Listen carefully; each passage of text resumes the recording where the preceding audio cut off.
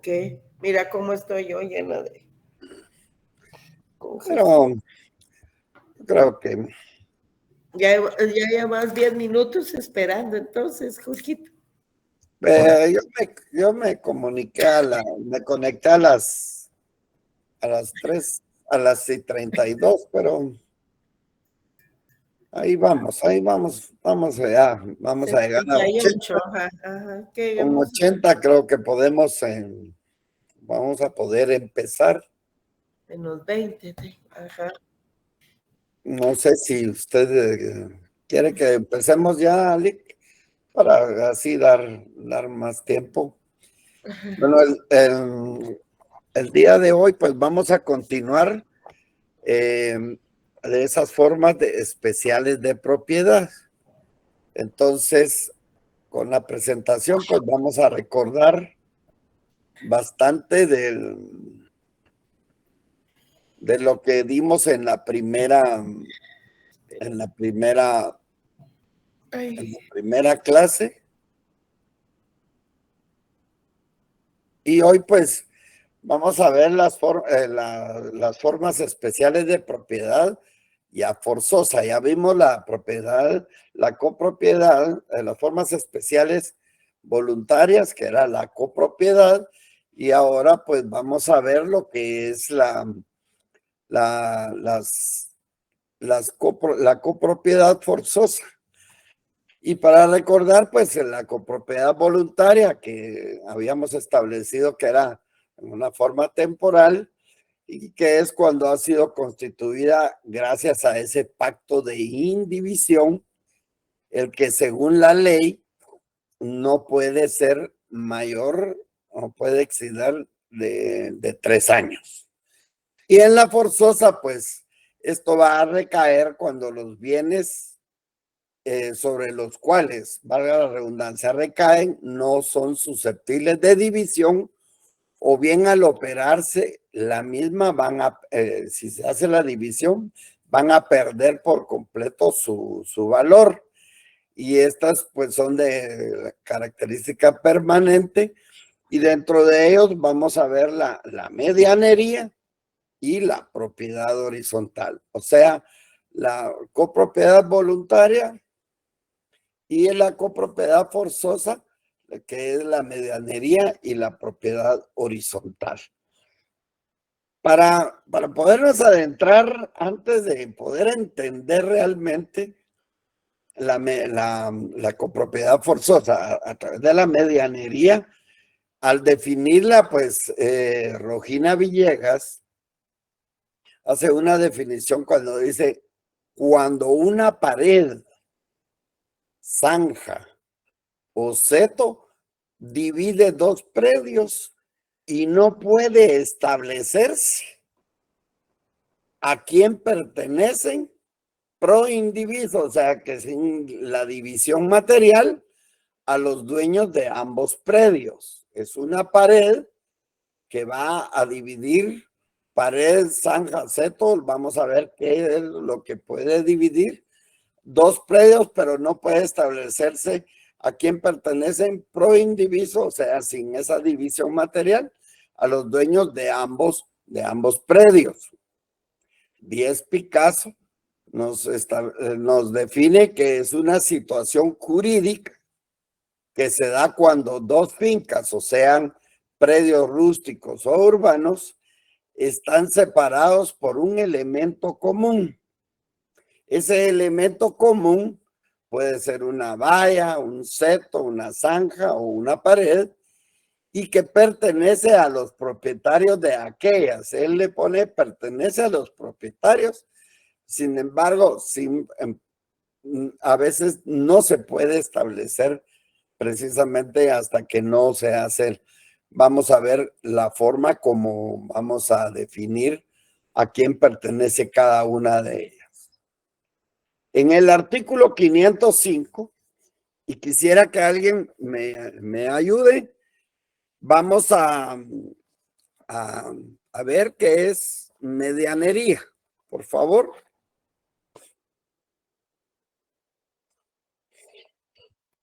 Artículo 505, medianería.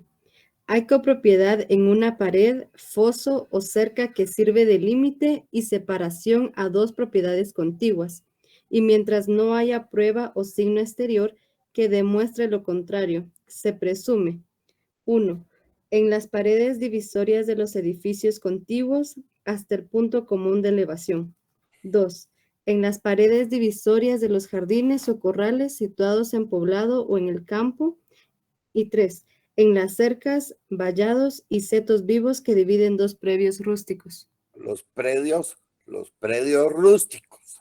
Entonces, hay esa división hacia lo que decía Rogina Viegas, cuando una pared, zanja o seto divide dos predios y no puede establecerse a quién pertenecen pro indiviso sin hacerse la división material.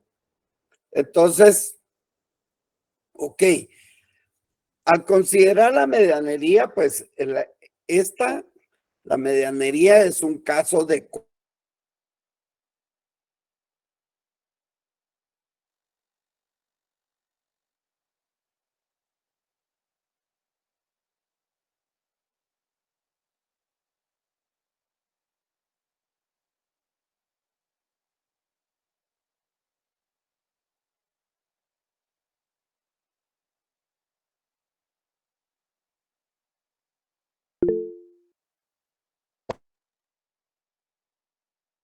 ¿O soy yo o el link no se escucha? Se quedó congelado. Creo No se que escucha. creo que es el compañero porque yo ya no lo escucho. ¿Ustedes me escuchan? Sí, licenciada. Sí, licenciada. Usted sí, licenciado. Vamos a esperar un rato. Ah, bueno, a mí sí. Ya bueno, vamos. ¿Y ahora qué? ¿Se desapareció? Me lo imaginé que podía ser la señal porque hubo mucha lluvia. Pero le decía que yo estoy congestionadísima. Vamos a llamarlo. Sí. Se me fue. ¿Me escuchan? Ahora sí, a llamarte iba. Ya, licenciado. Perdonen, y no sé dónde me quedé, pero voy a tratar de... se está yendo hubo qué feo. unos rayos y entonces se fue el internet. Perdonen, pero vamos a volver a tratar de explicarla. Tenías la diapositiva del ladrillito. Sí, vamos a regresar. Entonces,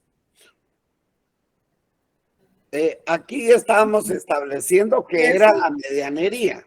Ajá. Y la medianería la define Rogina Villegas, que es cuando una pared o una zanja o un seto va a dividir dos predios, un predio A y un predio B, a quien pertenecen pro indiviso, o sea que no tiene división, y a los dueños de ambos predios, pertenecen a ambos predios.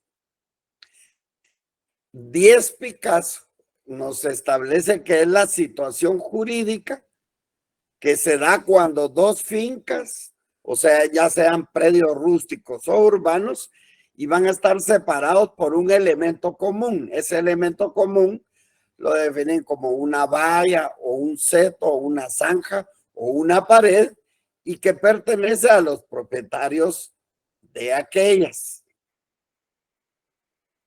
En el artículo 505 que ha leído la compañera, pues hay copropiedad en una pared, foso o cerca que va a servir de límite y separación a dos propiedades contiguas.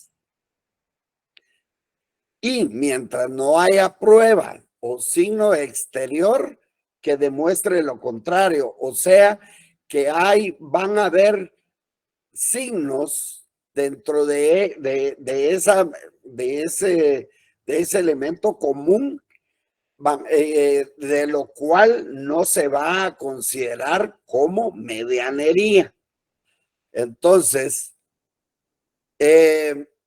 Mientras no haya signo exterior de que no sea medianería, y vamos a ver cuáles son esos signos, en las paredes divisorias de los edificios contiguos hasta el punto común de elevación, o sea, hasta el lugar donde pueda existir una ventana de uno de los de algún predio.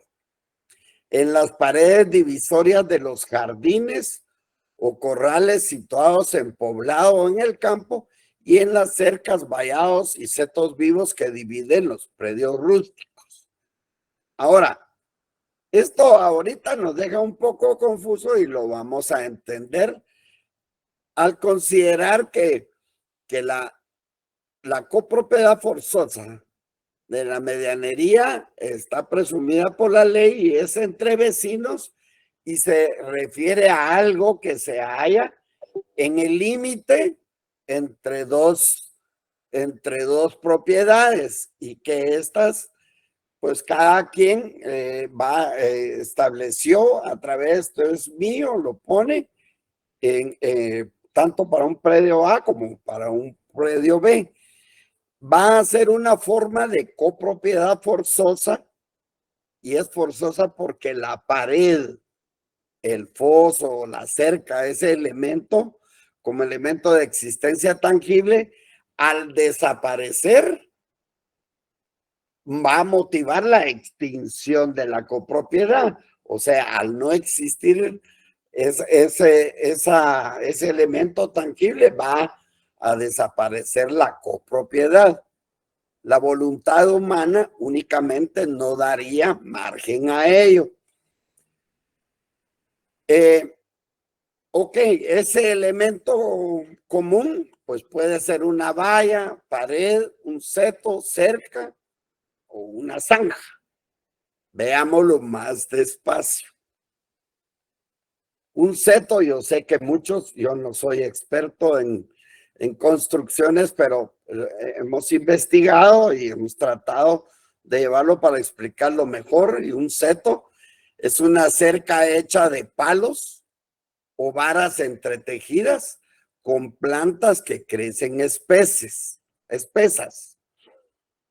Esos son los setos. Pero también pueden ser setos vivos en los cuales van a haber matas o arbustos vivos. Los muros medianeros es aquel muro construido en forma encaballada sobre un eje divisorio de predios o contiguo al mismo. Ahora bien, ¿qué es encaballada? Ese muro encaballado es precisamente el que está bien establecido a la mitad, en la que se puede establecer la mitad tanto para hacia el lado izquierdo como hacia el lado derecho. En un muro, lo contrario sería un muro asimétrico en el cual no puede estar exactamente en el medio, y entonces no se trata de un muro encaballado. En nuestro código, en nuestro ordenamiento, cuando nos establece la medianería, nos dice signo contrario a la medianería, o sea, ¿qué no es medianería? Entonces, esto es en el artículo 506. Lo voy a ir leyendo y despacio. Primero, cuando hay ventanas, y voy a ir señalando, cuando hay ventanas o huecos abiertos en las paredes divisorias de los edificios. O sea que si hay ventanas o huecos abiertos en las paredes divisorias de los edificios, no se trata de medianería. no hay ese signo contrario a medianería.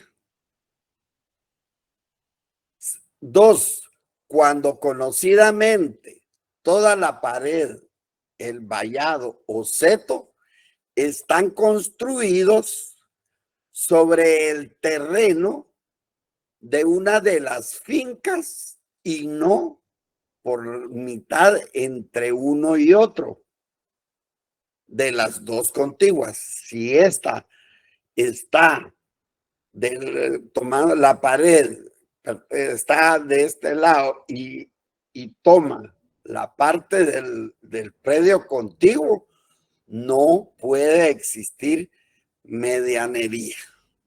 Esto es un signo contrario, o sea, que no es medianería. Signo contrario a la medianería también dice 3, cuando la pared soporta las cargas de carreras, pisos y armaduras de una de las posesiones y no de la contigua. O sea que uno estuviera poniendo para agarrar el portón de su predio sobre la pared de la otra, del predio contiguo. Entonces ello no es medianería, por eso es signo contrario a la medianería. ¿Qué no es medianería? Vuelvo a insistir porque muchos aquí nos está estableciendo qué no es medianería. 4, cuando la pared divisoria entre patios, jardines y otras heredades están construidas de modo que la albardía cae hacia una sola de las propiedades. Según el diccionario Real de la Academia Española, albardía es un caballete o tejadillo que se pone en los muros para que el agua de la lluvia no los penetre ni resbale por los paramentos. O sea, es ese canal donde va a ir lo que le llaman el goterón, y entonces si esto está construido y esto sale la albardía, ahí no hay signo, será un signo contrario a medianería, no puede haber medianería. 5, cuando la pared divisoria construida de mampostería presenta piedras llamadas pasaderas que tienen puntas que de distancia en distancia salen de la superficie, solo por un lado de la pared y no por el otro lado. Entonces, ese es signo contrario a medianería. 6, cuando la pared fuere divisoria entre un edificio del cual forma parte y un jardín, campo, corral o sitios sin edificio. Aquí está el edificio, pero esto no representa con respecto al jardín o al campo o al corral u otro, no representa la medianería porque está sobre únicamente la pared divisoria de un edificio. No es signo contrario a medianería. Cuando una heredad se halle cerrada o defendida por vallado, cerca o setos vivos y las contiguas no lo estén. O sea que solo esté de un lado y no del lado contiguo. Cuando la cerca que cierra completamente una heredad es de distinta especie de la que tiene la vecina en sus lados contiguos a la primera. O sea que aquí hay una pared y esto no corresponde a la misma especie. Entonces, esto es un signo contrario a medianería.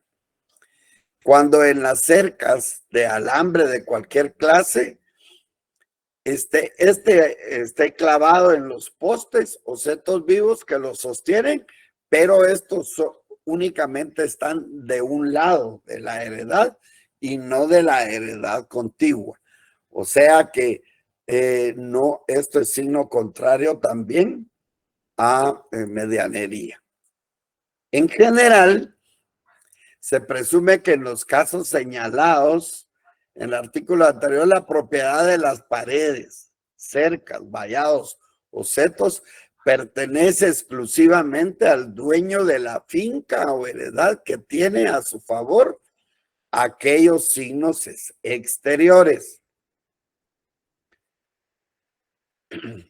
Árboles medianeros. ¿Qué pasa con esos cuando son árboles medianeros? Los árboles que crecen en el seto medianero se van a reputar comunes y cada uno de los propietarios tiene derecho a pedir que sean cortados, probando que de algún modo le dañan.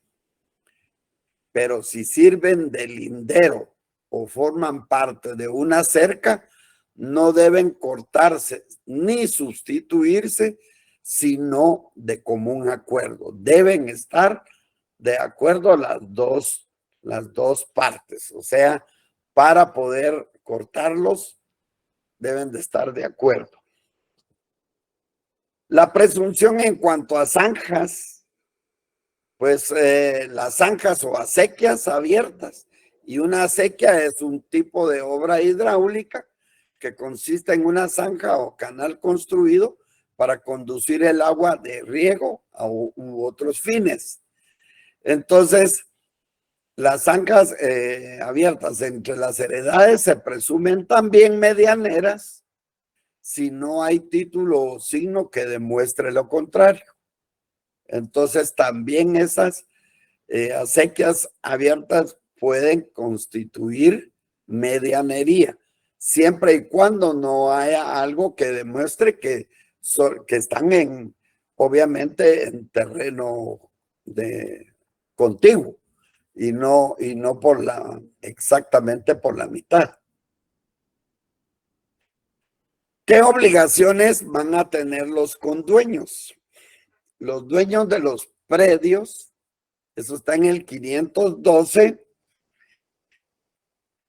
están obligados a cuidar de que no se deterioren la pared, cerca, zanja o seto medianeros. Y si por hecho propio o de alguno de sus dependientes o animales se deterioren, deben reponerlos pagando los daños y perjuicios que se hubieran causado. Esa es la obligación de los condueños. Entonces, a cuidar y que no se deteriore la pared, cerca, zanja o setos medianeros. Contrato para adquirir la medianería en el artículo 505 y subrayan por contrato. El propietario de una finca contigua a una pared divisoria no medianera solo puede darle este carácter en todo o en parte por contrato con el dueño de ella. El derecho de alzar la pared medianera, pues todo propietario puede alzar la pared medianera, haciéndolo a sus expensas e indemnizando de los perjuicios que se ocasionen por la obra, aunque sean temporales. Por eso es que deben de estar de común acuerdo para todo este tipo de acciones. ¿Cuál es la limitación de la medianería? Pues mientras el dueño de la pared divisoria tenga a su favor una servidumbre del uso de vista. Esta servidumbre quiere decir que tenga una ventana del lado de su predio. Entonces, el dueño del predio vecino solo podrá adquirir la medianería hasta la altura de la parte inferior de las ventanas o huecos que constituyen el signo exterior de la servidumbre. Aquí servidumbre, vamos a ver después exactamente qué se trata de servidumbres, pero esto es como un impuesto, como una obligación a que tenga que tener una ventana, pero a determinada altura, y hasta ahí puede alzar la pared hasta el predio contiguo. Las obras a cargo del dueño que haya alzado la pared, pues serán igualmente de cuenta del dueño de la pared todas las obras de conservación. Hay una obligación de reconstruir la pared a su costo si hubiera algo que esté haciendo y que no pueda resistir con la elevación de la pared. La medianería hasta la altura común, pues en los casos señalados en el 516, 517 y 519, la pared continuará medianera hasta la altura en que lo era anteriormente, aun cuando haya sido construida de nuevo a expensas de uno solo de los medianeros, y desde el punto donde comenzó la mayor altura es propia exclusivamente del que la construyó. Por eso es que esa pared medianera debe ser de común acuerdo con el predio contiguo. Allá en el 521, 22 y 23, pues se establece que la adquisición de la medianería en la parte elevada, los demás propietarios que no hayan contribuido a dar más elevación o espesor a la pared medianera podrán, sin embargo, adquirir en la parte nuevamente elevada los derechos de medianería, pero van pagando proporcionalmente por lo que se haya hecho. Cada propietario de una pared medianera podrá usar de ella y no se puede abrir ventanas. Esto sí es de subrayarlo. No se puede abrir ventanas en una pared medianera. Ningún propietario puede, sin consentimiento del otro, abrir ventanas ni hueco alguno en pared medianera. O sea, a una distancia en que por la intimidad del predio contiguo. Las ventanas en pared no medianera, el dueño de una pared no medianera contigua a finca ajena puede abrir en ella ventanas o huecos para recibir las luces a una altura tal que la parte inferior de la ventana diste del suelo de la vivienda a que da luz a 3 metros a lo menos. O sea, 3 metros, esa es la altura.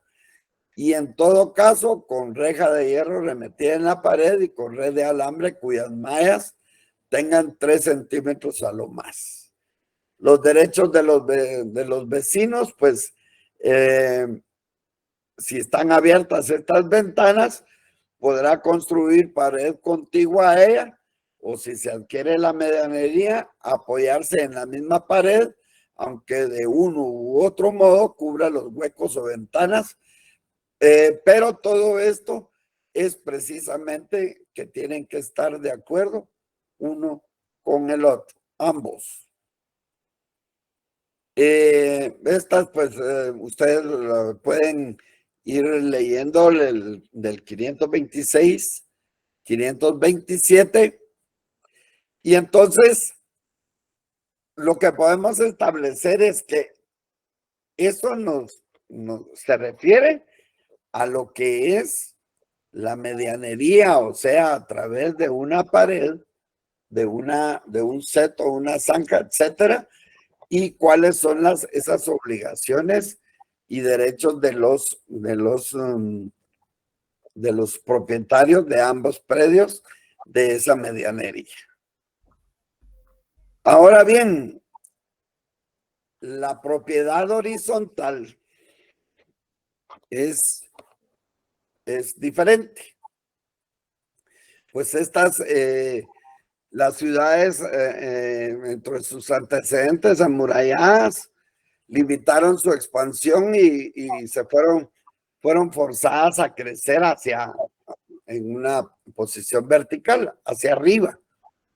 Y entonces estos se fueron uniendo, cerrando ciertos espacios y se hizo unas construcciones al estar cerrados en una forma vertical. La primera vez que se habló de propiedad horizontal, esta se dio cuando se dijo que un edificio es poseído por dos propietarios distintos, de los cuales uno era de la parte baja y el otro de la de arriba. Eso fue en 1672. Posteriormente, ya en el Código Napoleónico, en 1804, se establecieron que cuando los diferentes pisos de una casa pertenecían a diversos propietarios. La primera ley que reguló esta institución con sus características actuales se promulgó en Bélgica en 1924 y en el continente americano pues fue Brasil el que promulgó su ley especial. Al principio se pensaba que se trataba como una imposición que se daba a un predio para con el otro. Luego se tornó que se tornaba en una sociedad, hasta que en la actualidad se consideró la copropiedad. La propiedad horizontal, pues, se trata de esos edificios, y la imprecisión del término horizontal se trata de que, a la luz de la lógica, todas las propiedades van a ser horizontales. Se ha denominado horizontal porque es una propiedad que está asentada en un mismo terreno, pero con varios pisos o planos horizontales. Siempre se refiere a un edificio de varios niveles. El edificio está construido en una forma vertical, pero su división no podrá ser de otra forma que horizontal, o sea, en pisos o niveles, apartamentos y habitaciones. Quiere decir que el derecho de propiedad va a estar limitado por planos horizontales. La propiedad superficiaria, ese derecho de propiedad que se da a lo que se encuentra incorporado al suelo, otorgando al propietario la titularidad de lo que se edifique o incorpore sobre dicho inmueble. Ese de poder de edificar o construir si no existiese. Se dice propiedad vertical por todo aquello que se incorpore o edifique en el suelo del inmueble y que se extienda hacia arriba o bien hacia abajo, teniendo como limitaciones, se recuerdan que la propiedad tiene sus limitaciones, únicamente las que se especifiquen en las normas del derecho público. ¿A qué se refiere con la horizontalidad? Y se define como situación o colocación que sigue paralelo o paralela al horizonte. O sea, que de derecha a la izquierda o viceversa. Pero en la propiedad horizontal, los límites y división del inmueble es efectuada por planos obligatoriamente horizontales. La propiedad horizontal está condicionada por dos factores: el objeto sobre el que recae, los pisos o locales de un edificio, por lo tanto es un bien inmueble, y la pluralidad de titulares que van a concurrir en el mismo edificio en los que coinciden una propiedad exclusiva sobre el piso o local que ha adquirido y al mismo tiempo les corresponde una propiedad compartida o en comunidad sobre los elementos comunes que van a pertenecer a todos los propietarios. Por lo tanto, ¿qué es propiedad horizontal? Entonces, Cabanelas la define como es el derecho común en parte y privado en otro. O sea, hay un derecho común, pero hay un derecho privado en otro. Y este va a resultar de corresponder una misma cosa a distintos propietarios, el edificio, que son dueños exclusivos cada uno de ellos de un piso o un departamento u otra vivienda independiente. Manuel Osorio nos dice que hay una división entre distintos propietarios de los varios pisos de un edificio o de los diferentes departamentos de un edificio de una sola planta que sean independientes y que tengan salida a la vía pública.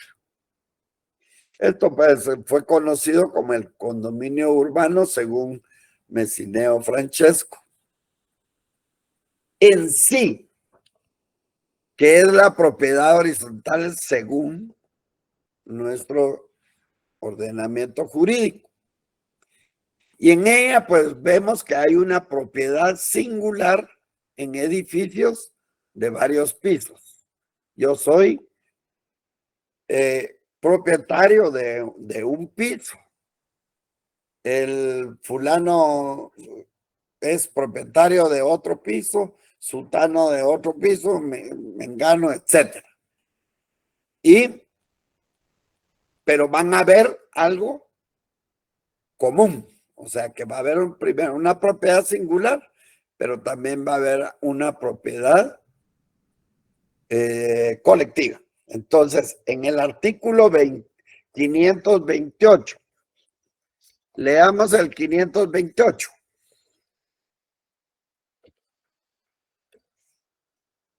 Alguien que me ayude.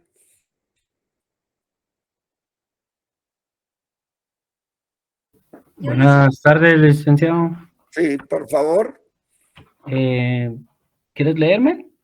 528. Dale tú, Ronald. Ok.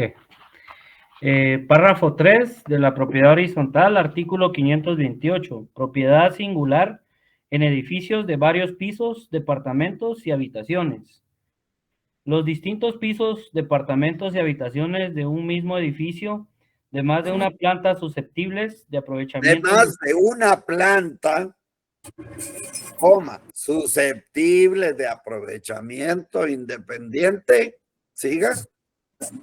Pueden pertenecer a diferentes propietarios en forma separada o en condominio, siempre que tengan salida a la vía pública o a determinado espacio común que conduzca a dicha vía. Bueno, según la exposición de motivos del Código Civil, la propiedad horizontal presenta dos aspectos. Una propiedad exclusiva del titular del piso, departamento o habitación, y una comunidad de los elementos indivisos, o sea que no tienen división material. Por favor, alguien que vea su micrófono. Leoncio Esquivel, tu micrófono, por favor. Y comunidad de los elementos indivisos que sirven a toda la construcción para su existencia, conservación, seguridad y uso, además del terreno. Entonces está definida como aquella que se da cuando el dominio de los diferentes pisos que conforman un bien inmueble corresponden en propiedad exclusiva a varias personas, siendo copropietarios de los elementos comunes de la edificación. O sea que si ustedes se dan cuenta, hay una propiedad singular, hay una propiedad y hay una copropiedad, pero la copropiedad son de los elementos comunes de la edificación. No, podemos de los jardines, de los accesos, tanto en las gradas que pueden haber de un edificio, etcétera, etcétera. De todos esos elementos comunes hay una copropiedad y hay una propiedad exclusivamente a ser dueños de esos pisos, departamentos y habitaciones. Las teorías tradicionalistas pues conciben a la propiedad horizontal como una figura especial. Ya lo trataban antes como un servidumbre, posteriormente como una copropiedad y que también existe una propiedad. Las teorías modernas, por otro lado, otorgan a la propiedad horizontal elementos y características propias que permiten su total diferenciación con otras instituciones del derecho civil. Más claro, la naturaleza jurídica de la propiedad horizontal, pues que hay una propiedad simple y una copropiedad. Y eso está establecido en el artículo 533, y lo subraya, cuando preceptúa que cada titular es dueño exclusivo de su piso y copropietario de los elementos y partes comunes del edificio total. Son elementos comunes, además del terreno, todas las cosas necesarias para la seguridad, conservación y servicios generales para el uso y goce de todo el inmueble y de cada planta. Obviamente sus características, pues tiene una característica, es una propiedad separada y una copropiedad, que ya lo leímos con el artículo 533, y que recae sobre bienes inmuebles. Y en el artículo 530, nos preceptúa que el inmueble debe estar libre de gravámenes, o sea, de esas imposiciones de una hipoteca, por ejemplo, y establece todo inmueble para que pueda organizarse en el régimen de propiedad horizontal, debe encontrarse libre de gravámenes, limitaciones, anotaciones o reclamaciones de cualquier naturaleza. En caso contrario, deben prestar su consentimiento expreso a las personas a cuyo favor aparecieran inscritos tales gravámenes, limitaciones o reclamaciones. Podría autorizar el que tenga el derecho de la hipoteca.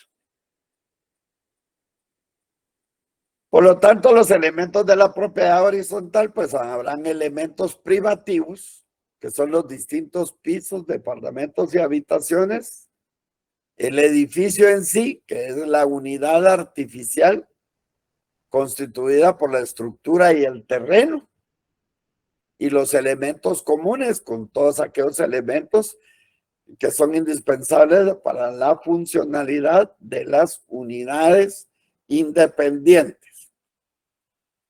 En el artículo 532, y en rojo aquí, para que lo subraye, se entiende por piso el conjunto de departamentos y habitaciones construidos en un mismo plano, o sea, en el plano horizontal, en un edificio de varias plantas.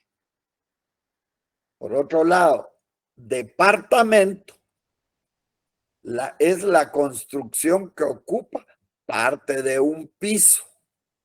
Lo subrayan con otro color. y por habitación el espacio constituido por un solo aposento. Entonces aquí está que es el piso, conjunto de departamentos y habitaciones en un mismo, construidos en un mismo plano horizontal, y departamento, la construcción que ocupa parte de un piso. La habitación, un solo aposento. Los gastos comunes, pues aquellos desembolsos monetarios destinados al funcionamiento, conservación y reparación ordinaria y extraordinaria de las áreas y cosas comunes con el objetivo de conservar el buen funcionamiento del edificio. En la administración, pues es el elemento funcional indispensable para la ejecución de las funciones administrativas. Y los seguros, asegurar el edificio en forma total contra riesgos sin perjuicio de los seguros particulares que deben consignarse en la respectiva escritura de constitución. Ahora bien, ¿cómo se origina la propiedad horizontal? El régimen de propiedad horizontalmente dividida puede originarse, y lo subraya, cuando el propietario o los propietarios comunes de un edificio decidan someterlo a este régimen para efectuar cualquier negocio jurídico con todos o parte de sus diferentes pisos, una vez que se hayan inscrito en el registro de la propiedad como fincas independientes. Se recuerda que solo recae sobre bienes inmuebles. B, cuando una o varias personas construyen un edificio con el mismo propósito. Y cuando en disposición de última voluntad se instituya a los herederos o algunos de ellos como legatarios de pisos de un mismo edificio susceptible de propiedad horizontal. Que van a todos los herederos y todos se les dice deben de crear la propiedad horizontal. ¿Cómo se constituye? Lo subraya en el artículo 531, debe constituirse por escritura pública. El régimen se debe constituir por escritura pública, pero no solo ello, que ha de inscribirse en el registro de la propiedad inmueble. Si no se inscribe, no está constituida la propiedad horizontal. Escritura pública que ha de inscribirse en el registro de la propiedad inmueble. Como ya les dije que era lo del piso de departamento y habitación, pues las imágenes son más que elocuentes, cada una de ellas. ¿A qué se trata? De la indivisión forzosa, o sea que no se puede dividir. Los elementos y partes comunes se han de mantener en indivisión forzosa, o sea que no se pueden dividir mientras dure el régimen de propiedad horizontal, siendo nulo cualquier pacto en contrario. ¿Cuáles son las facultades del propietario? Pues cada piso, departamento o habitación puede transmitirse o grabarse con independencia del edificio total de que forma parte. El propietario tiene derecho de usar, gozar y disponer. Cuando digo derecho de usar, gozar y disponer, es propiedad, porque él tiene el dominio, con las limitaciones que establecen las leyes, escritura constitutiva del régimen y reglamentos de copropiedad y administración. Van a haber prohibiciones dentro de la propiedad horizontal, y que cada cada propietario debe abstenerse a diferentes acciones, a usos contrarios a la moral, tiene que tener buenas costumbres, hacerlas servir a otros, objetos que los convenidos en la escritura constitutiva.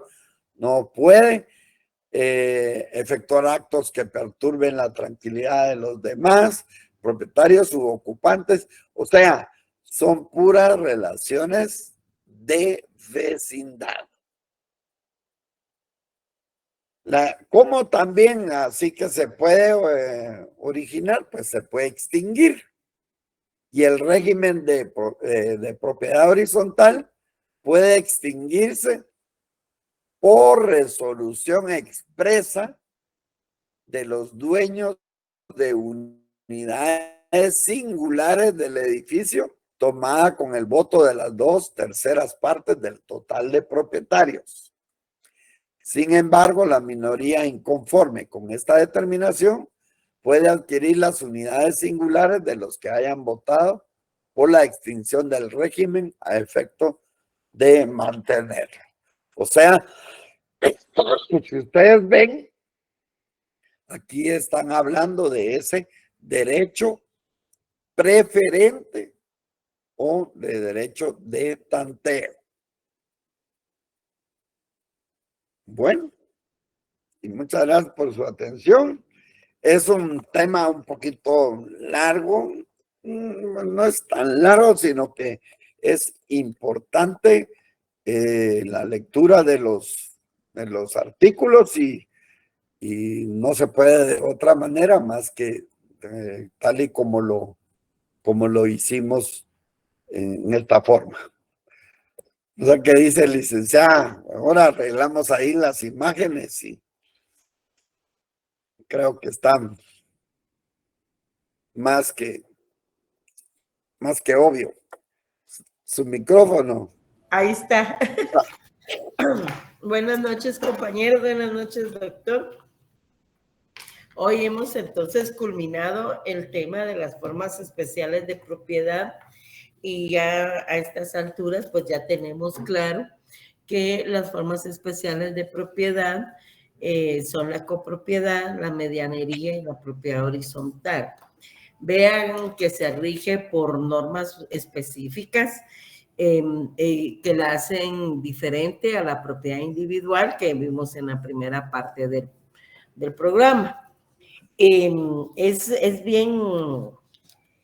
bien importante que además de la lectura que deben de hacer ustedes del articulado cuando termine la clase, sepan entonces diferenciar cada una de ellas.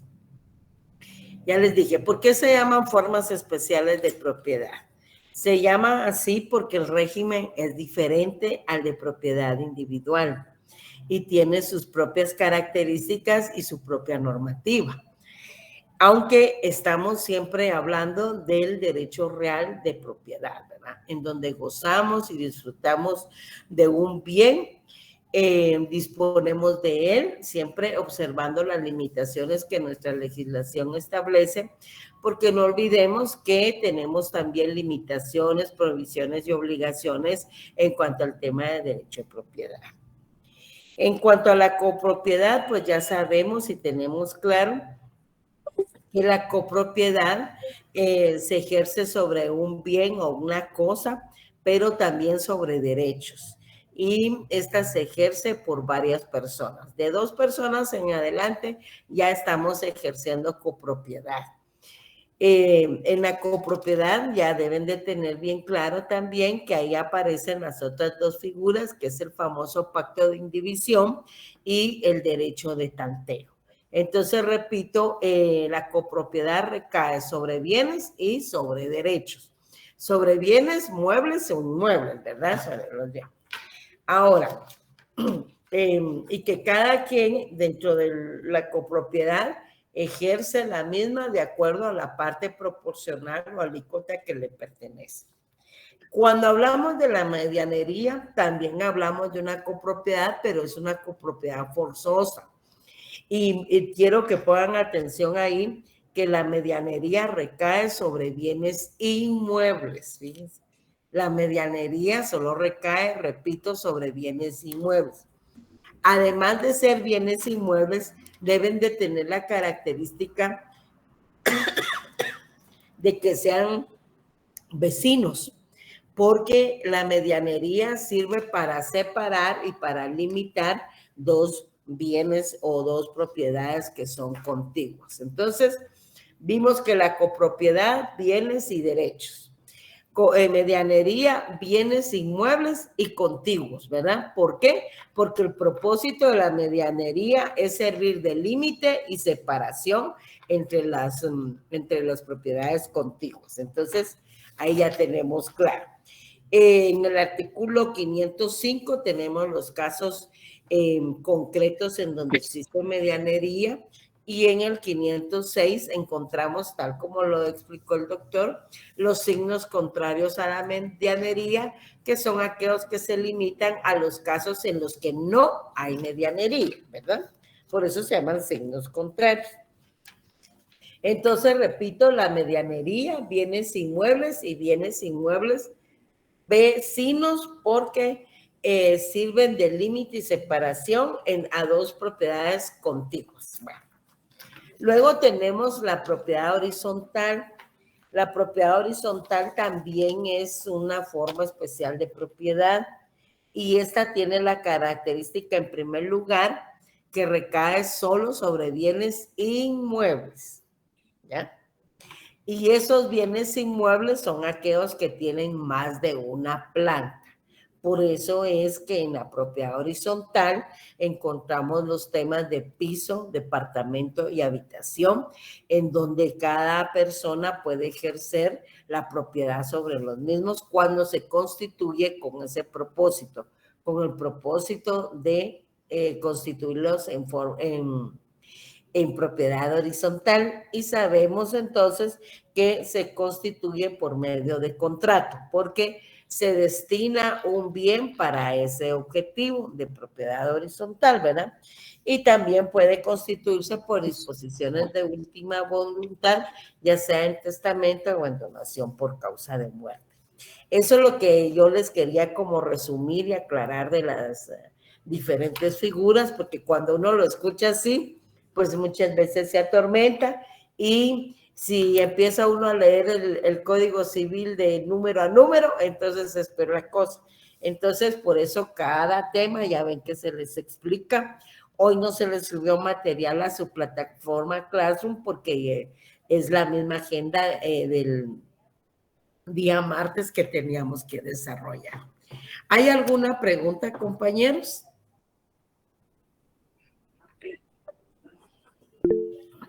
Sí, Dixon Quesada. ¿Qué tal? Buenas noches, licenciada. Buenas noches, doctor. Buenas noches. Tengo una consulta, una pregunta, y es que me pasó algo similar en un terreno, en una construcción. Las casas eran pequeñas, todavía eran de adobe en ese tiempo. La casa contigua elevaron su casa, la construyeron de bloque y toda la cosa, y construyeron pared. La pared subió y pusieron ventanas que daban hacia el patio de la propiedad que teníamos en ese entonces. Cuando se empezó a construir, solo se subió a un nivel con terraza, pero la ventana daba a enfrente de la habitación.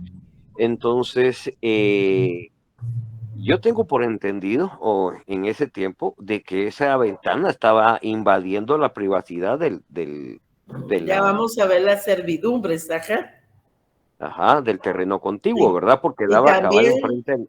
Si se recuerda usted de las prohibiciones y limitaciones del derecho de propiedad, ¿se recuerda? Hay ahí una prohibición. Y entonces.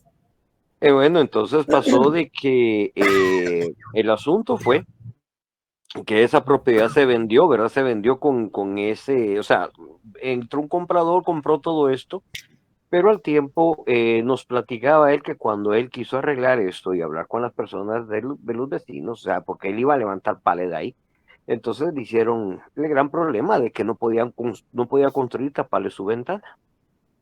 Entonces ahorita oyendo la conferencia de hoy, me vino a la duda, ¿verdad? en qué, en qué terminaron, ya no sé qué terminarían, pero sí hay una prohibición, como me está explicando usted, licenciada, ¿verdad? Hay una prohibición, o sea, el que compró puede levantar su pared y tapar la ventana del otro que está en un lugar no apto. ¿Así sería? No, no precisamente, porque ahí lo que tienen que hacer es platicar con el dueño de la otra propiedad. Llegar a Porque acuerdos. de eso se trata, de eso se trata. Ahora, si en caso no llegan a un acuerdo, pues ahí están los famosos interdictos, ¿verdad? Que sirven para alegar ese tipo de problemas relacionados con propiedad. Ok. Gracias por las respuestas. Muchísimas gracias.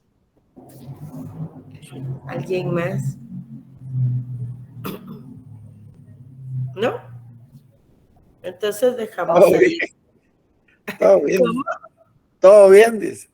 Todo bien, bueno. Ay, no.